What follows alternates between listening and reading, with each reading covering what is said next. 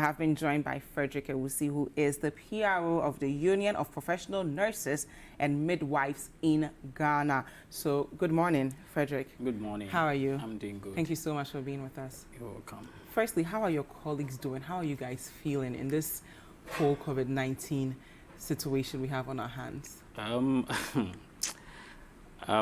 Greetings to your viewers this morning and the opportunity given me to speak on the COVID-19 this morning. When it comes to our colleagues, the health workers, yes, it's quite alarming when you hear a story from outside Ghana, Italy, the America, and elsewhere. And even in the country, some of our colleagues have been quarantined because of this COVID-19. The president have laid down some measures to cover some couple of nurses when it comes to the insurance issue. We raised concerns. I work at the University of Ghana Medical Center at the emergency department, of which is the first point of call when issues of this nature comes to the facility.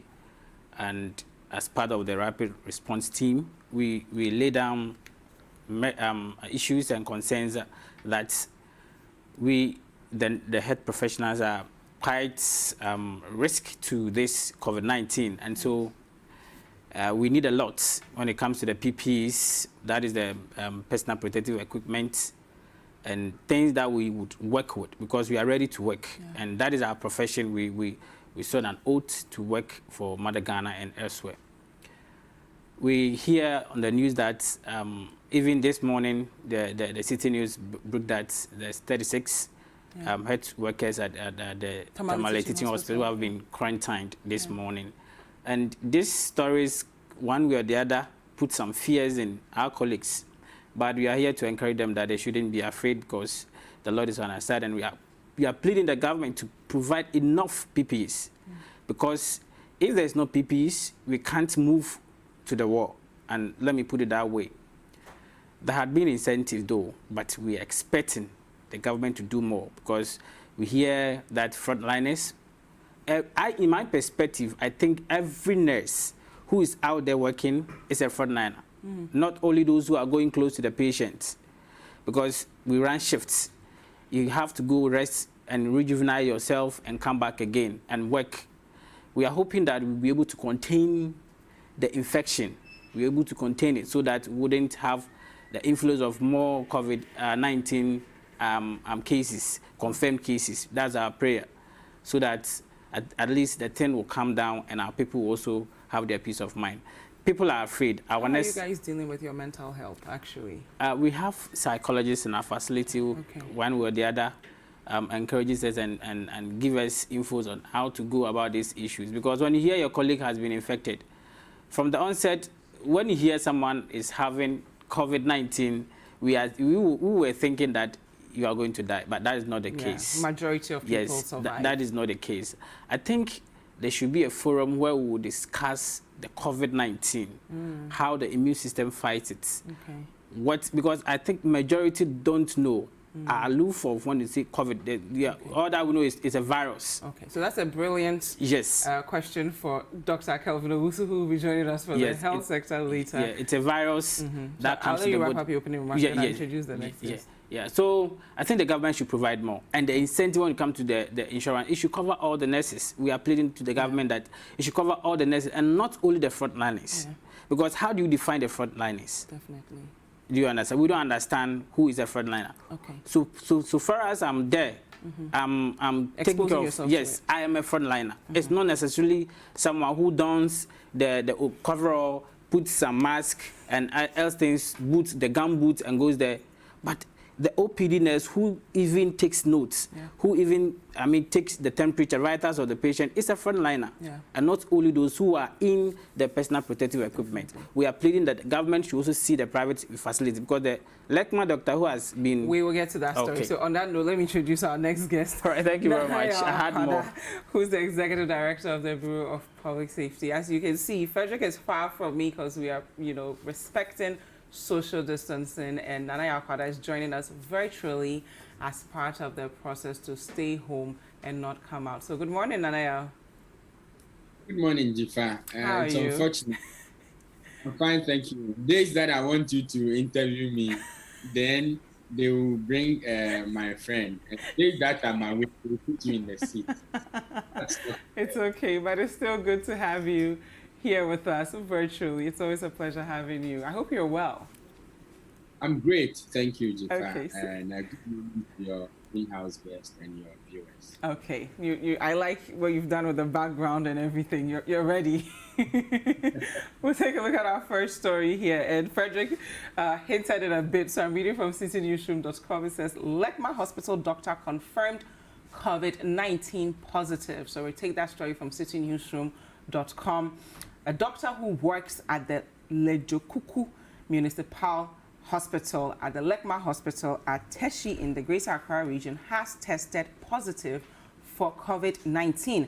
The medical officer is the first frontline medical staff known publicly to have contracted the disease. City News sources say the doctor may have picked up the virus while working with a private facility in assisting the Ghana Aviation Company Limited to screen persons arriving in the country and some persons in quarantine. Reports indicate that due to the knowledge of the fact that such practitioners risk contracting the disease, a decision was taken that all those involved in the screening be screened themselves. Following that exercise, the doctor's screening result came out COVID positive, although he is asymptomatic. So Lekma Hospital has since closed down for a disinfection exercise in accordance with the stated protocols because the doctor in question conducted a procedure at the theater. We also know that in Tamale, 36 health professionals are in quarantine because they came into contact with 2 Burkina Faso. I'll take that story from Daily Graphic and then hear from Frederick. So on the front page of the Daily Graphic, they are saying it's actually 37, and I'm going to take that story from page 21. So the details of that story, some members of staff of the dialysis units of the Tamale Teaching Hospital who came into contact with one of the 2 Burkina Faso who tested positive for the coronavirus disease in Tamale have begun a 2-week period of self-isolation outside the hospital.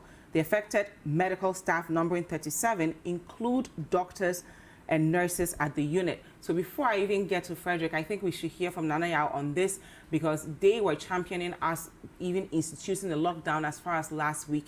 And now we are hearing one doctor in Accra has come out positive.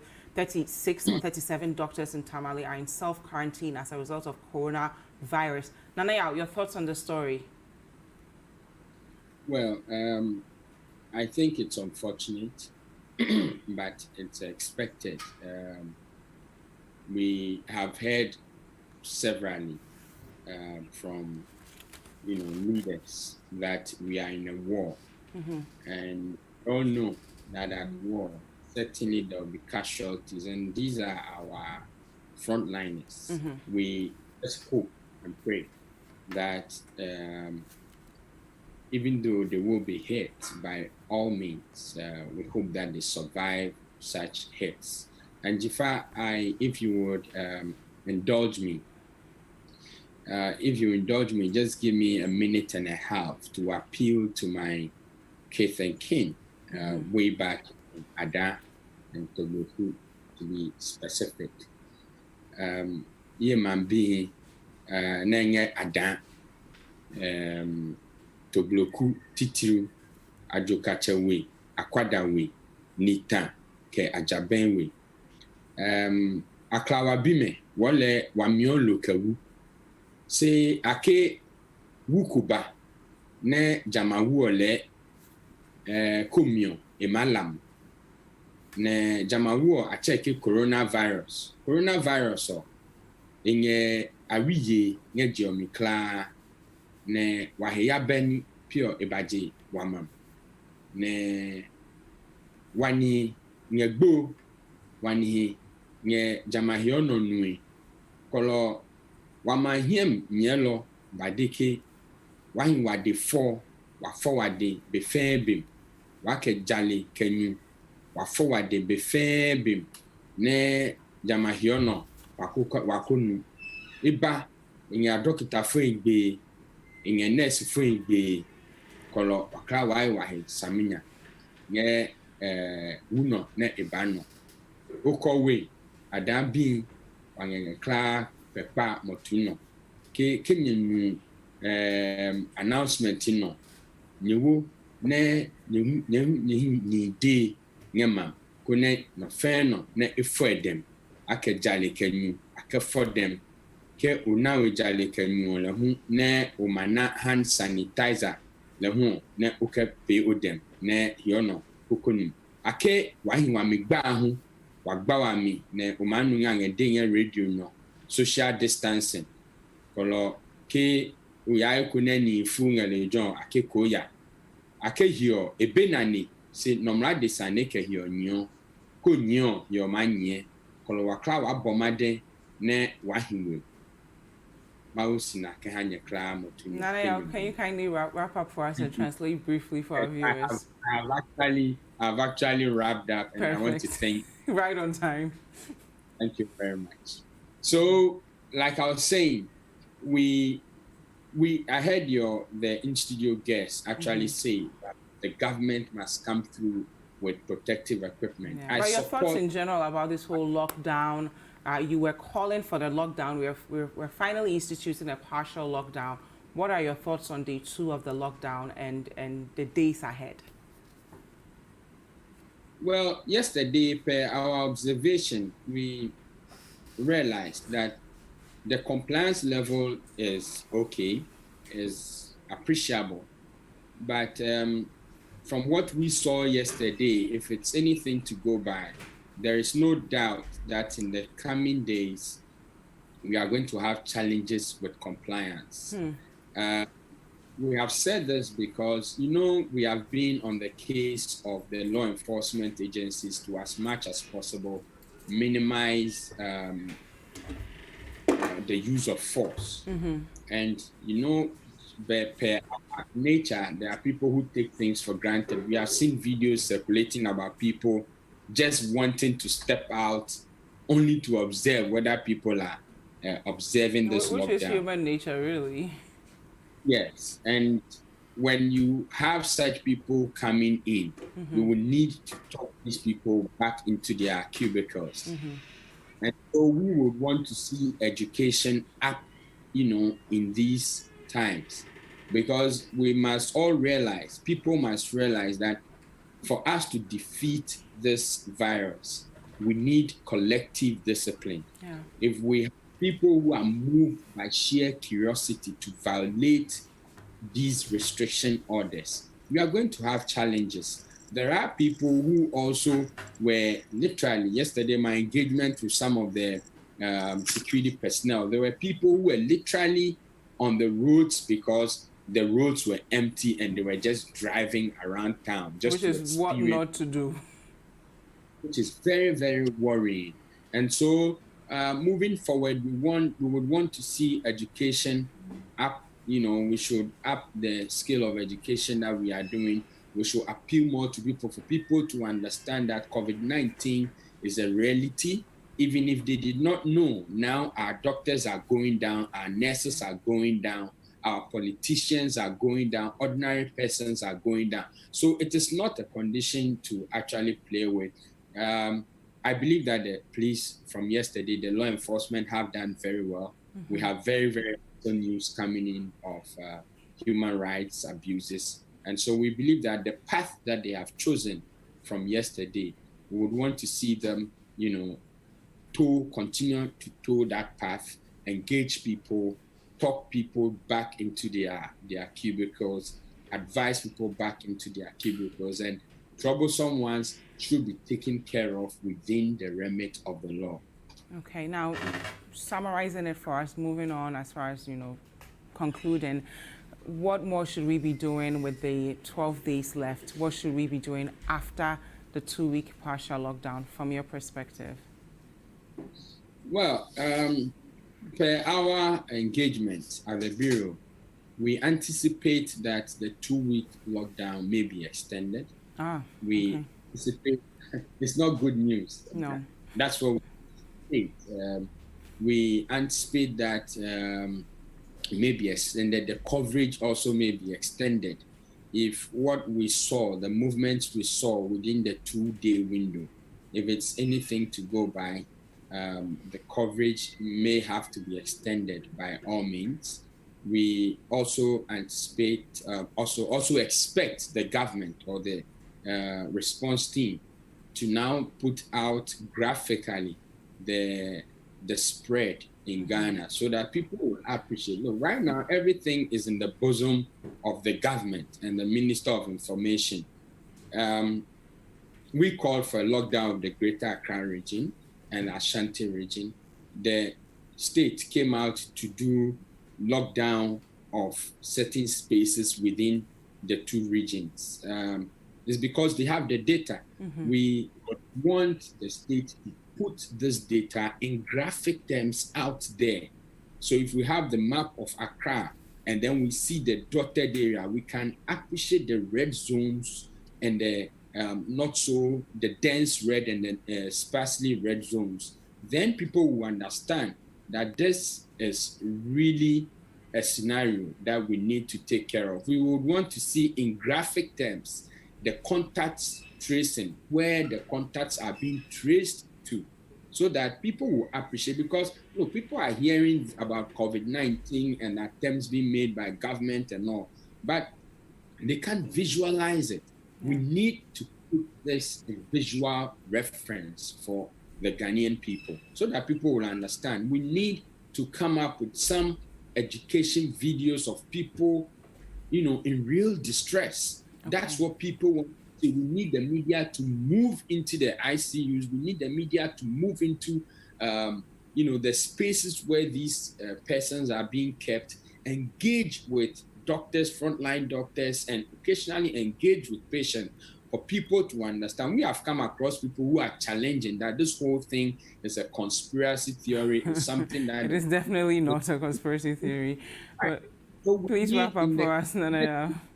In the next 2 weeks, we need to bring the message to the doorstep of the people to see in graphic and in real terms what we are suffering as a people.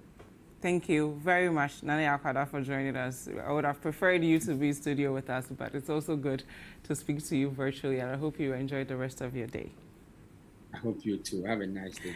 Thank you. Nana Yaw-Kwada is the Executive Director of the Bureau of Public Safety. I have another guest in studio with me, my colleague, Umaru Sanda Amadou, who's the host of Eyewitness News right here on 97.3 City FM. That's right across the building. Good morning, Sanda. Good morning. How are you? I'm okay. It's not far off, is it? I mean, we are, yeah, well... No, I'm not saying... Yeah, I'm not looking at this. The other building is right there. Maybe we should do social distancing between City TV building and City FM building. How are you? I'm okay. How are you? Good, I'm just a bit anxious and...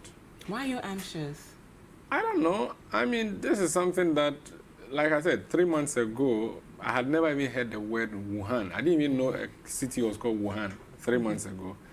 And when this thing started, I was like, all right, they'll deal with it. They'll deal with it. And it started and entered Europe. And I'm like, all right, it's fine. Then they said, oh, it doesn't attack black people and that the weather would not support it. I'm like, all right, then I'm safe. I'm like, I mean, our weather, if push comes to shove, I'll just go and live in Tamale or Wa, which is having the hottest weather. And then it comes to Nigeria. I mean, it came to Egypt first. I said, okay, they are Arab people, so it's fine. And then today we are here and we are having to lock down.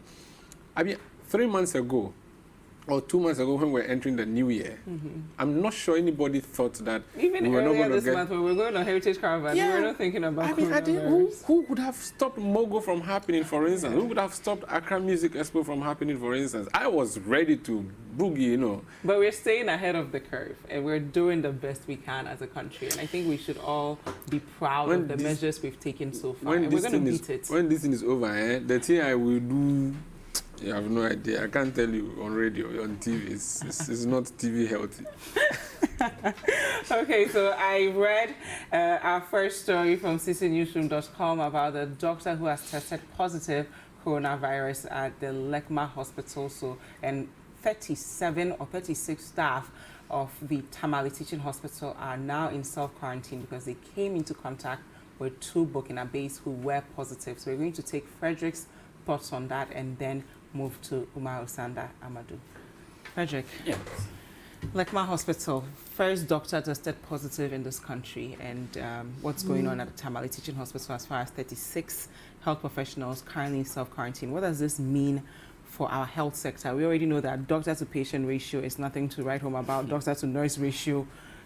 What are your thoughts on this? When it comes patient to nurse ratio, yes, not doctor to nurse ratio. we have a lot to do. In fact, when it comes to nurse-patient ratio and then doctor to patient ratio. Concerning the Lekma issue, I think we, prior to this inception of this COVID-19, Yeah. IPC, like that's the infection prevention control, had been the hallmark of the health facilities. It's a compulsory something that we have to do because we use that one to even renew our pins. And so we are all taught how to do infection prevention control. That doesn't mean that that said doctor did not go through the protocols. Yet, because health service are at greater risk, excuse me, to contract the infection, he has gotten it, and it's quite scary. He might have done well, he might have put on the protective equipment well, yet he has really tested positive. And he's asymptomatic. Yes, that is the scariest aspect of it, because we are talking about immunity. That's why I said we should take the COVID, the theoretical aspects into consideration. If the general population is aware and knows the theoretical aspect of COVID-19, I think the fear and panic would also reduce, because we have hope that if your immunity is stronger, you wouldn't even show symptoms or signs of this COVID-19. But if in a situation where your immunity is a little bit low, that is when you have a pre-existing health condition, for instance. Yes, you and your age is above 55 years, you show this kind of symptoms. We wouldn't be perturbed with this news that came. All that we are asking the authorities is that PPEs should be provided so that we can work effectively. Because the Lekma doctor, I don't know the situation in which he was, whether he had, it was well, they tested all of them for it. Yes. And he just came out positive. Yes, and that is why we are advocating that all nurses should be tested. They should decentralize this testing system. Because if we only do the testing in Ngochi and the Kumasi, of which is not enough to cater for all of us, I think some of the nurses will be afraid, because even in our facility and elsewhere, other nurses are afraid, and so they have to take leave. Psychologically, they are down. And if you are psychologically down, your immunity goes down as well. And so the psychologist will tell you, if you think you are not in that position to take good care of these patients, kindly come forward and we will release you. That is why we are calling back those who have gone to steady leave to come back, to beef up the strength, the nurse patients, to bridge it, so that at least when on untoward situation, the case escalates, we can be able to manage it. Excellent. So we'll go for a quick break, and then we'll hear your thoughts on the Tamale situation, where they came into contact with one of the Burkina Faso who tested positive, and your advice to the general public about perhaps staying home if you see any signs and not going into the hospitals. This is still Breakfast Daily on City TV. Thank you so much for staying with us. It is an interactive show, so whatever you're thinking, your thoughts, contributions to the conversation, we want to hear them.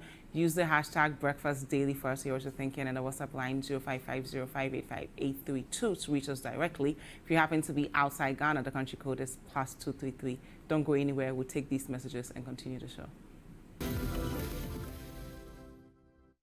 Welcome back. It's still Breakfast Daily on City TV. Thank you so much for staying with us. Again, the show is interactive, so if you want us to hear from you, the hashtag is Breakfast Daily. And if you want to reach us directly, the WhatsApp line is 0550585832. If you're outside Ghana, the country code is +233. I still have with me Frederick Owusi, who is the PRO of the Union of Professional Nurses and Midwives in Ghana. And before the break, we were discussing about 36 health professionals in the Tamale Teaching Hospital have to quarantine themselves because they came into contact with one of the 2 Burkina-based who have tested positive, and his thoughts on what we can all do to keep our health professionals safe in this whole fight against coronavirus. Frederick.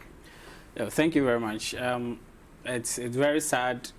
36 of our colleagues are in quarantine right now, and we pray that they all test negative. That is our prayer. To my fellow colleagues out there, I think the only thing we can do right now is that you have to be in your PPEs before you attend to any suspected or confirmed case, because with that PPE, you are putting your life, the lives of your colleagues and the entire team at risk. As we said, some are asymptomatic, and so you may not even feel it, and you may rather transmit it to your colleagues. So the best thing right now is to ensure that PPE are available for our nurses, our doctors, our paramedics, our everyone in the health system. Sector, yeah. Even the only have to, because we don't bring these people to Limelight, and they are doing the actual job, because they do the cleaning, they mop the walls. All the janitors. Yes. Okay. They have to be given this PPEs. Okay. And I also entreat that in my knowledge that if you don't have PPE, you don't attend to any COVID suspected or confirmed case. Because if you try it, and maybe your immunity is that strong, you may overcome it. But you pass it on to your family members. Yeah. You may send it home. Yeah. And for Tamale, we are because of this lockdown, we were advocating for total lockdown. Really? Yes. Of the entire country? Yes, that's what we were advocating for, because we are trying to contain the condition. You know, this the announcement of this lockdown, partial lockdown, we also have people trooping to go to your villages. Yeah. In a situation where one has it and have traveled, even the bus, you can then, send it to the people in the village where they have not even heard of this coronavirus. They are naive. They don't even have TV to watch. So this thing is not airborne, though. But in a situation where we have a confirmed case, it's an aerosol. Yeah. So it can't travel that far. In the village, in my village, definitely it is not there. How do you know for a fact? Oh, it's a village. It's a typical real village. Okay. And so no one has left from Accra to your village yet? They are not positive. Yes, they are not positive. Okay. So, where's your village so we can go? My village, Yes. in Fusu. Okay. In a village where they cut logs. Very rare village. Where do I get a bus? Anyway, Carnation. let's wrap up so that Omar Sanda can get his message. But in the meantime, before we hear from Sanda, we have messages from you guys. So I'll read them briefly and then we will continue the show. And the messages are still coming in. So Sanda, it's perfect time for you to give us your thoughts on the one doctor who has officially been confirmed positive at the Lekma Hospital, as well as the 36 health professionals at the Tamale Teaching Hospital who are currently self-quarantined. What should we do to ensure that we all don't contribute to our already sad doctor-to-patient ratio, nurse-to-patient ratio? So this is the case. When journalists, when there's trouble, when people are running away from the scene, that's when we move in. The same happens to doctors. While everybody is fleeing from COVID-19, that's where they are going to. And so the first thing you expect is that they would be knowledgeable about what to do and what not to do. And for me, I expect that if even the charcoal seller in the village may have by now have heard about what to do to prevent COVID-19, the doctor who is the frontline staff should also have known about this. And I'm sure this means wearing protective equipment and so on. It beats my mind. I'm wondering why a doctor, and if you listen to the explanations we're given, he was heavily involved in dealing with people who are suspected cases. Actually, he was doing what they call locum at the airport's clinic. And I'm told he knew, or at least everybody then knew, that this is the case they were dealing with. Is it the case that he was not protected at all, or there was a slip in the protection? That is a bit curious for me. If he was wearing the protective equipment, how did he contract it? I had a conversation with a fellow doctor or his colleague yesterday who said to me that, well, people who have treated HIV, doctors who have treated HIV in the past have been found to also get some, because when you're taking the sample and so on, you may land yourself in trouble. But I don't think that's what it's supposed to be. I'm thinking that if you're protecting yourself, it means you're protecting yourself. But we know that this doctor situation is not just unique to Ghana, right? In the I US, know. for instance, a lot of doctors have come out positive, and I they know. equip themselves with whatever it is that they I can know, afford but to equip themselves then with. as an ordinary person, if I'm told that the doctor who is attending to the people himself is not safe, and this is a doctor wearing PPEs, unless he's not wearing the PPEs. But if he really is or was wearing it and he still contracted this, then I'm really a bit concerned that if even the doctor, there's a saying that if crocodiles could eat their own eggs, what would they not do to the flesh of the frog? But globally, the doctors, the health professionals are the people at most risk, because they are so they are, exposed because to the they are at positive most cases. risk. Yeah. If you and I are at risk, journalists, we know that we're supposed to talk to all manner of people, and these people could have anything. We are told to protect ourselves. And I'm asking, was he protected? And if he was protected, how did he still get it? Does it mean that the protection we are crying for is not foolproof? Okay. That would be a big problem for me. So then what's the use of the nose mask and the gloves that I'm wearing and the hand washing that I'm doing? And I'm sure the doctor would have gone to the tap. I mean, even if I go to a doctor, they don't even touch me. They still go to the tap and wash their hands. I see them do that. How much more someone dealing with something like this? So we should beef up our PPEs. Yeah, we should do that. Okay. Now, I have received calls from Konongo, the constituency where Vice Ose Kufoku Obo is coming from. I have been told by nurses there that somehow there has been an interaction with him and community members. And as a result, people living near the Konongo hospital are preventing people coming from the community where Obo is from. They're not allowing him. And this is happening. This is a story that we are following here. But this is the kind of stigma we want to prevent in our country, right? Yes. Because there's no shame to even being positive. Exactly. But the nurses there say they do not have PPEs. So they can't get close. Yes, I can also say to you that nurses and health workers at the surgical department of the Kolebu Teaching Hospital, as we speak, do not have PPEs. Kolebu is like the height of health facilities in Ghana. Surgical ward is like one of the critical places. Or But surgical we've been block. told that thousands of PPEs have come into the country. So is it an issue In fact, of we're not some of the distributing nurses them evenly? Some of the nurses who called us to complain said every day or almost all the time people come to make donations of PPEs to the Kolebu Teaching Hospital, and they are wondering why they do not have it.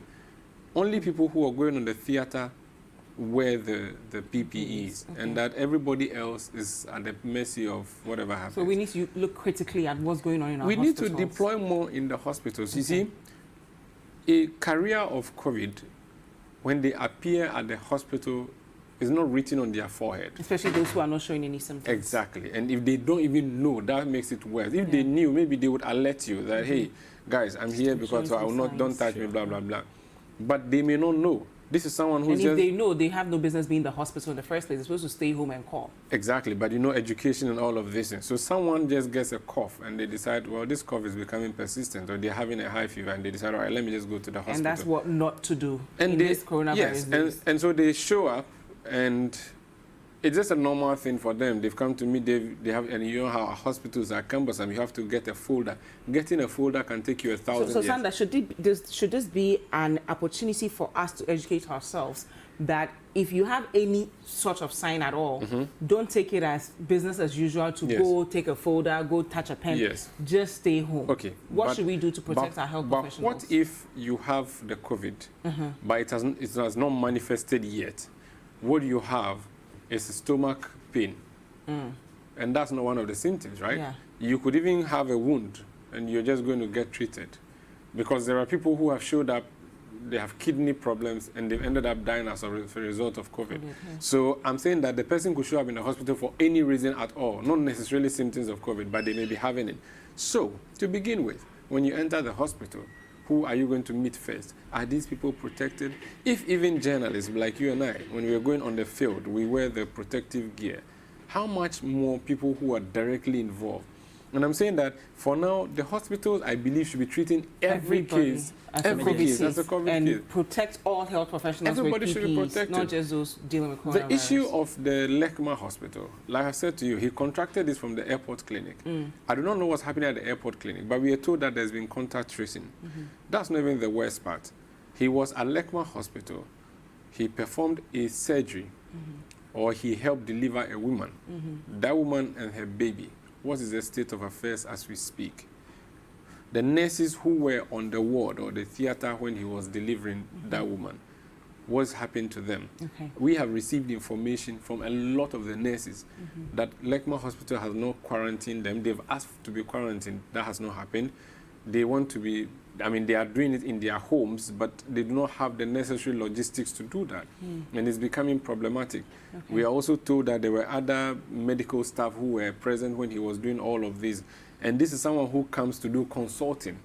You can imagine a number of people that He's will coming get. to And I'm not contact. saying that because he's tested positive, he should be condemned to death. I'm Yeah. just saying that what measures have we taken post facto that he has actually confirmed it? Well, there's a silver lining in all of this. We know that the person who tested positive in the University of Ghana, the 94 people who came into contact with that person have all come out to test negative. Which is awesome. What lessons should we learn from that story? Which is very awesome, and that's because they've been able to trace everybody.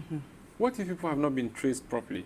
Like I said, the Lekma people, how many people may have known that they even, this doctor is the one who has done A, B, C, D? Because you see, another thing we are not doing in this case is that we are not mentioning names of people. Yeah. I don't know For their why. own safety, because in this country, you just rightfully mentioned Obor's hometown and people Not. thinking that patients from there are positive. Exactly. How do we even address this issue of stigma? Okay. Because other parts of the world, if you are positive, it does not mean that you are a walking disease. It doesn't mean so. But if I do not know whom, for instance, there's a person we are told who tested positive, who moved all the way from Accra to Wa. And imagine he went by public transport. If they don't give me any description of this person, and I was on a bus from Accra to Wa, and every day I'm not sure only one bus moves from Accra to Wa. So you can imagine the number of buses that move on that day. We have not even been told which date he moved from Accra to Wa. We don't know what stops the bus made. If I'm not given all that information and I was on the bus, how would I know? Okay. You know, so at least give us some, even if you don't mention the name of the person, at least tell us that if you were on a bus from Accra to Wa at this time of the day on this date, there was a gentleman on your bus wearing a cap or wearing a green, whatever, pullover. Please report to the nearest hospital and let them know, or call this number and tell them A, B, C, D. At least it gives you some idea that you may, because for instance, the ambassador, when he tested positive, Please wrap all the up, journalists who were there, they were called. I mean, and all the people, they were called and told because he's an ambassador. But what about ordinary people who test positive? And for me, that's the thing. The contact tracing really is a big issue, and we have to deal with it. And we're being told that most of the people with the Lekma case, specifically the nurses, were all tested as well to ensure That has proven they're fine. to be negative because a lot negative. of the nurses have said to us, when we're doing Eyewitness News yesterday, a lot of the nurses sent us messages that and they have not. they have not been tested. And I can read Wow. some of the messages that Okay. they've sent to us, if you Okay, don't so mind. thank you. Yeah, go ahead. Read some of it. Find it for us, but let's hear from Frederick on this issue of University of Ghana. Some people are saying perhaps because they were in a controlled environment, it was easier to find them and test them. But in general, what can we learn from the fact that 94 of the people who came into contact with this patient have all tested negative?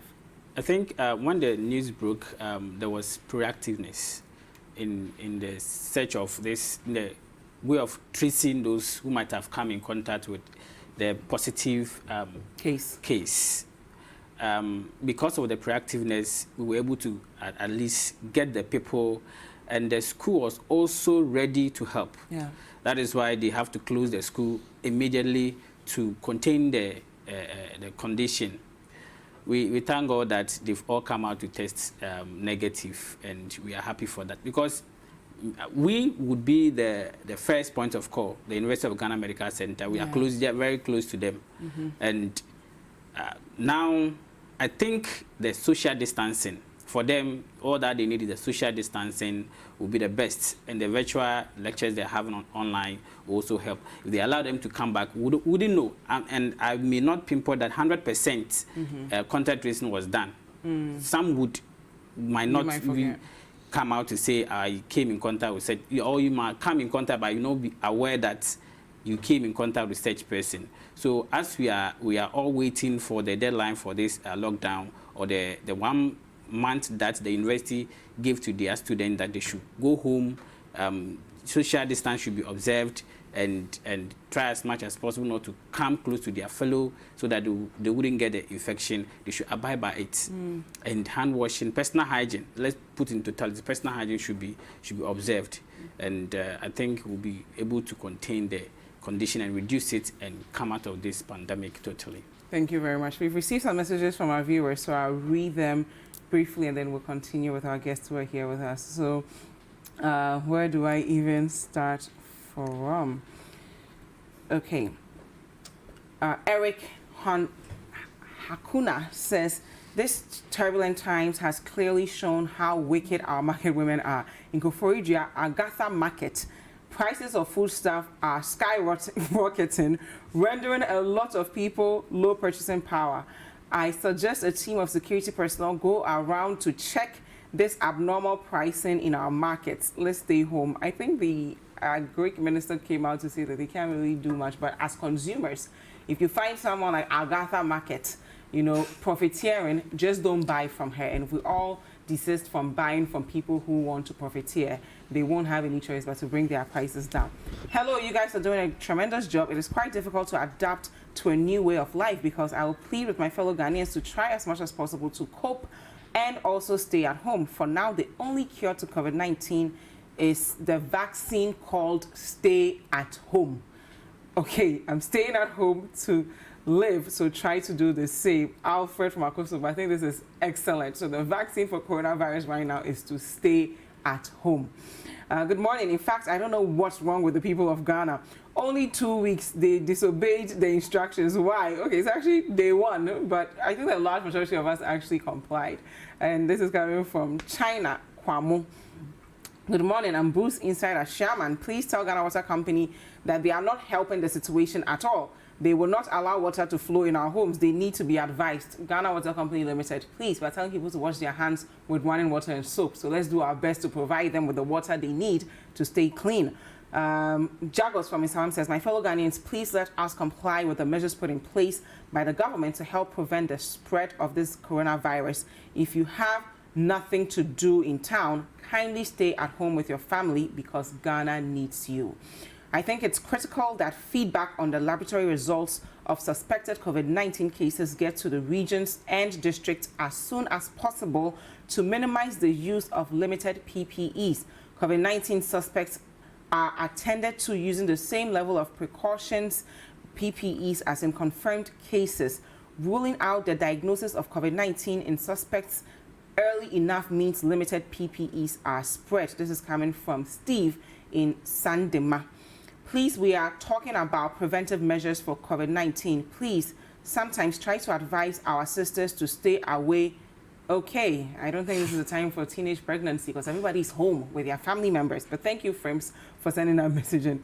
Good morning, CCTV. My name is Babs from Airport Residential Area. Please, my problem is the security service that were deployed to protect people and property and also to educate people on the issue of coronavirus. Please, is that what the security persons are doing? At least day 1, day 2, they need to be educating the people who are outside. I'm sorry, their actions are unprofessional. And this is related to some of the videos that are circulating of policemen punishing a few people.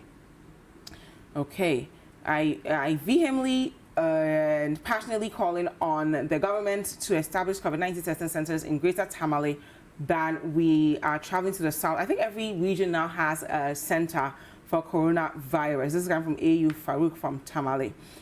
Hi, Jifa. My name is Patience Ozof from, Second Junction. I was glad when I heard Nana talking about COVID-19 in Dangme. I think we should do more in the other areas. Okay, so you talk about Nana Yawakwada talking in his language. I think it's good for those of us who know a local language to begin educating everyone else in that language. I agree with this message, Patience. There are lots more messages here, but I do want to hear from Sanda. as far as the people who did not stay home, and you have some messages from the nurses at the Yes, Lekma so- Hospital, so you so- touched on that briefly, and then we'll address the issue of people who are so curious about what's going on outside that they don't want to stay home.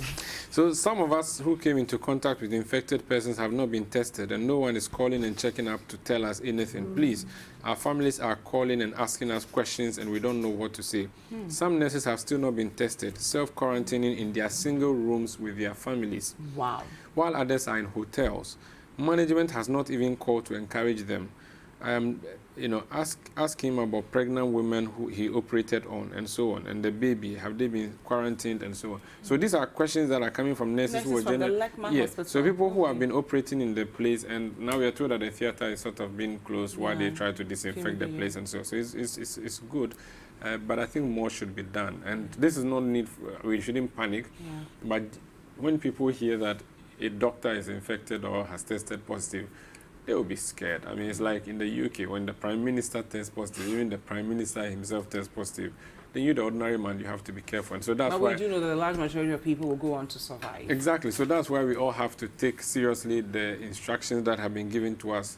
I mean, I was listening to Donald Trump yesterday. He's saying that social distancing will save millions of Americans, and it's something that we should also consider. And he should have been more proactive earlier on, not now, but we'll leave that for another Let's topic. not talk about Let's Trump. move on to the people who are not necessarily following the stay-at-home measure. People are trying to go into their hometowns because they feel as though, you touched on the Kaya Yes a bit, Yeah. but then there are also people who are like, we don't want to be here. Yeah. We want to go because the coronavirus is here. Yeah. What do we do with them, and the way the security officials are also handling them? Okay, so I was in Nima yesterday, and you see, there are a lot of practical challenges with the lockdown. So you've told the people, the president has said that the front line of the war or the battle against corona is your front door. If you go to Nima, people don't really have a front door. I mean, there are communities where there really isn't a front door. What do you mean by that? Your front door is someone's front door, essentially. So everybody's Yeah, together in a way. and I have entered a community in Mamobi yesterday where the houses are, I mean, it's just, there's enough space for maybe two people to walk side by side. How do you practice social distancing and You isolation? cannot. You cannot. I have seen a father, a mother, and a child sleeping in what looks like a porch. But it's really not a porch. And they said the room is too hot, and it's in the afternoon. Now, there are rooms which are like cubicles, housing over a dozen people. How can these people practice social distancing?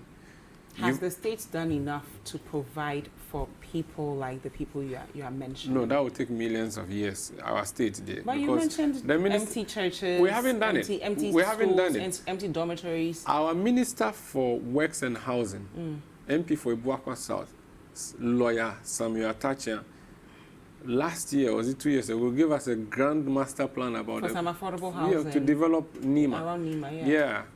What's the status on I'm that? not sure they've even put a pickaxe to the ground to dig and say we are laying the first stone. But how do we address this issue? So it's a big challenge. Look, because we can't have security agencies going out to control people when people don't even have. so yesterday Those I kind was of with the spaces. task force from the Ayawaso North Municipal Assembly, and there was a military man, there was a policeman, and they were supposed to ensure people stay indoors. But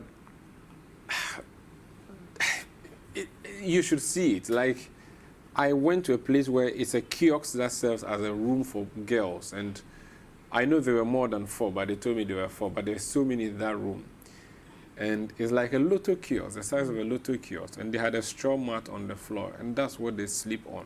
Okay. So I'm sure the government, especially since the finance minister is going out to get more money, will address that issue. But for those people who have space at home and should stay indoors and are choosing to go out because they are curious about what's going on outside, and those of us who are trying to sneak into other regions, what's your advice for us? Curiosity may be one of the reasons people are going out, but I think for a lot of people, it's not only curiosity. When you have to use the public toilet, But that's You an go exemption made by the president. yeah, but when you have to go and buy food, That's also an exemption, so you yeah, won't get in so trouble for there will be so many exemptions for a lockdown. I mean, it's a lockdown, and yet you can go out and go and buy wache. You can go, except that don't eat the wache over there. You can go and use a public toilet. our systems may not be ready for a lockdown. We do not have the systems, but I think you asked about the security for how they are doing it. I've seen a video of them making someone do the squats. I don't know the English. I don't know if that's what they should be deploying at this time. They should be educating people. I think they should do education and then minimal enforcement. Okay. But if you just want to go on the enforcement with the helicopters flying in, I mean, there are people who perhaps have not seen. I saw the tank, the one the military people used in Kaswa yesterday. Them, I was wondering why they would deploy that there. We are not at war. And then there was a helicopter overhead, and people generally want to see helicopters. Thank you. I think they shouldn't use the brute force they plan to use. It's not going to help anybody. Thank you. Frederick, you get the last word. Everything we've discussed, as well as the people who are curious, but particularly touching on those of us who may not even be able to practice the social distancing. What more should the government be doing? All right. I think I will start with the health professionals and then come to the mainstream. Our colleagues out there, I think we will still iterate it again that if there's no PPEs, don't touch anything. Don't try as much as possible to see a patient in that room. Don't go there, because if you contract this, we don't have the exact medication for this virus. Globally, not just Ghana. Vaccines hasn't been produced, and so basically we are treating the symptoms that comes with it. And if your immunity is strong and you are able to go through, we thank God for your life. All health personnel, the PPE and social distancing for those out there. Hand washing is one of the best things. We all saw the sanitizers, how prices was hiked concerning the sanitizers. In my perspective, I think even if you don't have the sanitizer and you can wash your hand frequently, it's the best thing. That's the best option, actually. It's the best thing, because you are washing away any virus that come in contact with your hand. There's another thing called the format, of which we leave it. The wristwatch, the wallet, the phones, even our dresses are all forms of things that this virus attaches itself to. And we see people, health workers, some of them going to hospital with wallets, gadgets and everything. Wristwatch. So I don't put, since this thing came, I don't put on those things. Earrings, those things, long hair and stuff like that.